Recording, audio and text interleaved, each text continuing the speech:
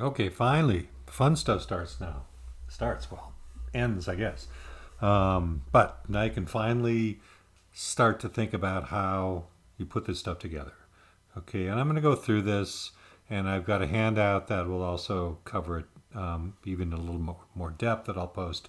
But this is the basics. Okay, so I got my image, my background image open in Photoshop, and I'm going to open up the files that I saved from ZBrush. Okay, so I got my mask, I've got my AO, ambient occlusion, got my shadow, I've got my depth, and I've got my render. Okay, grab all five of those, click open, and that's going to open them into five separate tabs here. And now there is a way to do this all at once, but I'm going to just show you again, the manual method, okay? Since I think it is more logical to see how stuff gets done, okay? And maybe then we can show you the other method later. Okay, so I've got this guy, all right, and the first thing I want to do is put my render in here. So I click on this tab and I'm just going to go select all, which is Command A. I don't even know where it is. Command A. It's pretty much the same, or Control A if you're on a PC. Okay, and copy. Beep, like so. And then I'm going to go to the underwater image over here, and I'm going to, this is very important, take note of this one. I'm not just going to paste, okay? Paste just sticks it in the middle.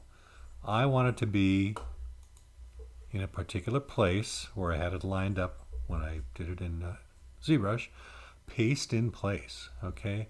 That's Command Shift V, or just you can use the menu here, like so. Okay, and you'll see that that completely obscures the background here, which is the photo. Okay, no big deal. Okay, having done that, I want to go to the mask. And the same deal. I'm going to select all. I'd better find that for you so you can find it. Image. Gosh, I haven't used that in so long. Select, there it is. Select all. Yeah, Command A. Copy. Okay, Command C or Control C if you're on a PC. And then go back here. Now remember from the earlier video, I want this mask to be a layer mask inside this particular layer. Okay, so I need to make a mask, this guy right here, like that. And the other thing I hope you remember I told you is you have to hold down Alt or Option and click on this to paste into a layer mask. Otherwise, I'll do it normally and you'll see, because you'll probably do this the first time. You'll say, okay, you said do paste special. Yeah, paste in place. But see, that sticks it in as a separate layer. That's no good, okay? So I'm just gonna undo that. I want it to be inside this. This doesn't help either. You have to isolate that mask layer. Okay, click on that. The Option or Alt key, edit, paste special, paste in place. Boom. Now if I click over here, boom, it's seamlessly blended on top of that background. Okay, cool, huh? You know, that's pretty great all by itself, but it gets better. Okay, we're going to keep going. Okay, we've got our AO, our ambient occlusion. Okay, and this, remember, multiply gets rid of the white, so we're going to be multiplying this on top of our other image. Okay, so I'm going to select all, copy, paste special, paste in place. Oh, not over here. I want to do it over here. There we go. Always have to go back to the one you're assembling. Okay, paste special, paste in place. Okay, now this guy is obscuring everything because it's at normal here. I can change that now to multiply, or I can pick something else. Okay, multiply, I'm looking at the mouth here. Okay, because that's where this thing is really having its way. I think I'm going to maybe do darken instead of multiply, because I like some of that red coming through in the mouth. Okay, and again, these are to taste. There's a couple of these that are very similar, and you'll just have to kind of play around and see which one works best for you. And then remember, you can always change the opacity of a layer if it's too much for you. Okay, So maybe I was going to, if I left that on multiply and I just lowered the opacity a bit, I would get more of what I'm looking for. Yeah, I guess I'll leave it like that. That looks pretty nice too. So at about 38%. Okay. Next up is shadow. Okay, now see these are much sharper than the AO. So again, select all, edit copy, and then we're going to go to here, paste special, paste in place. Okay, and again, we're going to multiply this baby like so. Okay, and if you want to see how it looks without, you just click the little eyeball. Okay, you'll see that's leaving some, giving some stuff down here, which is okay. And I'm just going to knock that back a wee bit, like so. Okay. And then the last thing is depth, and I don't know if we'll use this or not. Okay, let's try it out. So depth, this is basically a layer mask that has grayscales to kind of let you know what is further back in the scene and what is closer in the scene. Okay, same deal. Select all, copy here like so. Now typically what I would want to do with this is put it in this with this mask, okay, because this is going to define the shape of the fish, but that will define how dense it is. Okay, and let's just see what it looks like. Okay, so I'm going to paste it in here, edit, paste special, paste in place like that, and click this. Okay, so now that is kind of weird. It's kind of making this too transparent for me here. I really want it to just be darker back there. Okay, so what I could do is I could go in and just click on this guy to say I'm going to paint on it and pick, I'm not sure if it would be black or white at this point.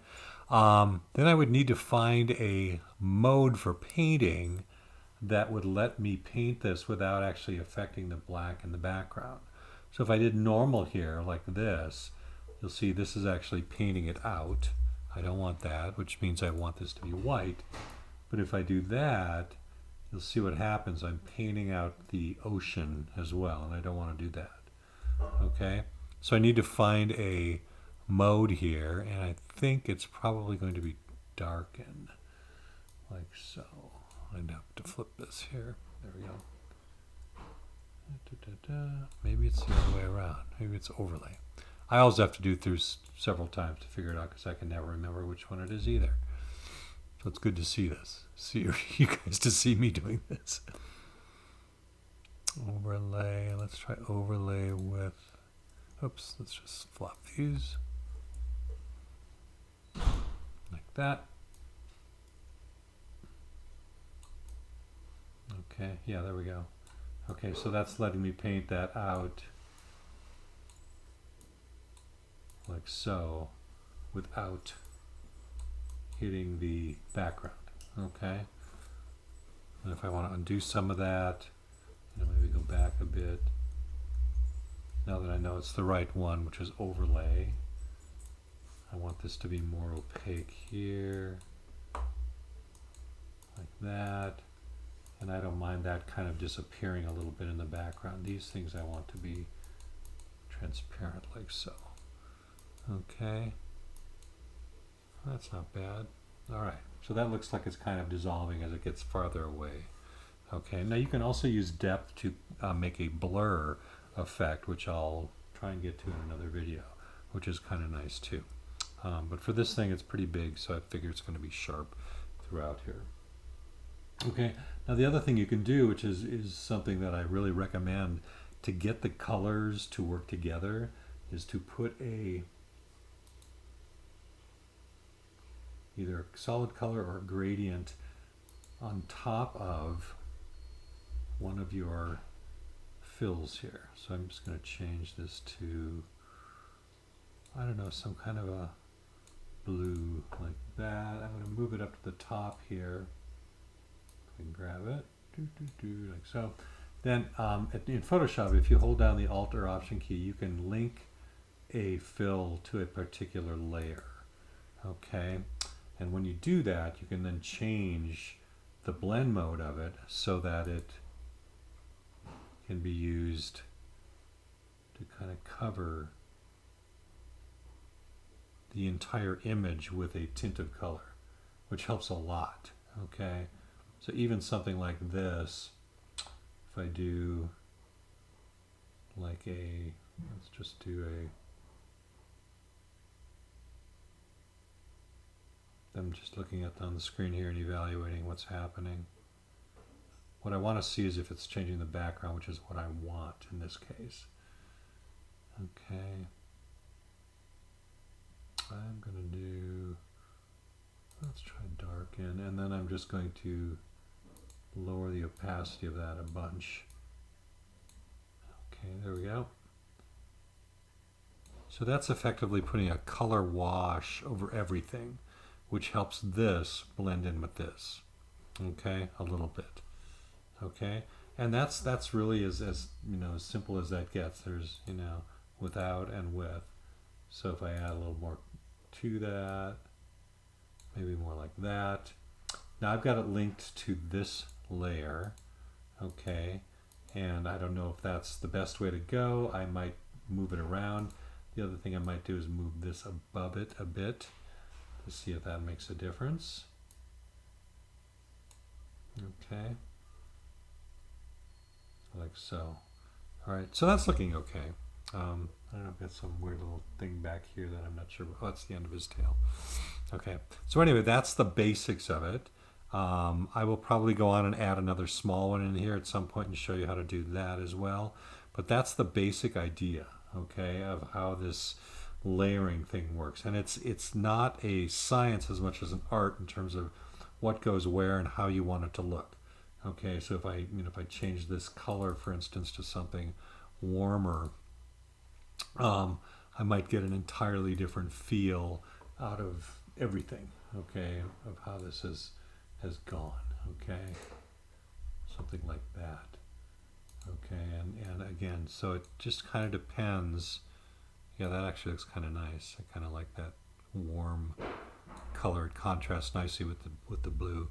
Okay, so again, just play around with it a little bit and discover. This should be the fun part of it. Once you've got those renders done, you can noodle around with this a lot and get lots of interesting things to happen. Okay, cool. All right, more to come, but maybe not until after spring break.